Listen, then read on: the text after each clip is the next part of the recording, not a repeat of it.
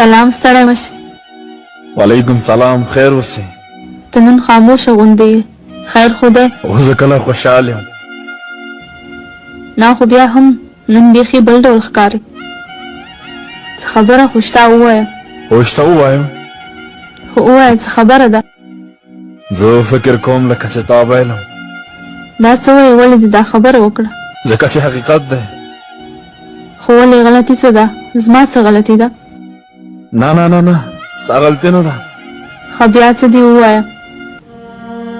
خبره زما د غربت ده، خبره د بېوسۍ ده، خبره دا ده بې نرخه بلور دی، خبره د پښتو د بدو رواجونو دی. شکر خدایه، ما ویل کله ما غلطي شوې ده. خیر دی، خدای به چاره جوړه کړي. ته ولې بې صبري کوې؟ له خدایه جارم، تا پسې ورځ تر بلې جرګې ډېرېږي او زه بېوسه د خپلې بیمارې مور د ناروغۍ پیسې نه لرم، نو ستا ته لکه ولور به له کومه کړم. خیر دی، خیر خدای مهربانه دی. ښه یوه چاره شته. څه دې ووایه هله. خبره داسې ده، ته دې په مور ټینګار وکړه، ورته ووایه حق لرم په خپله خوښه ژوند وکړم، په خپله خوښه انتخاب وکړم. نه نه نه نه نه، ما به وژنې دا خبره د پښتنو ملت کې. سبحان الله، دا ته څه وایې؟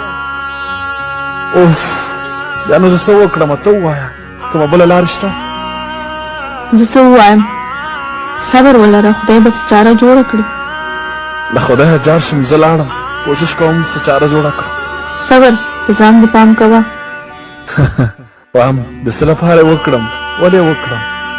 خیر دی، جولۍ درته نیسي، په ځان دې څه ونه کړي. سمه ده، لاړم.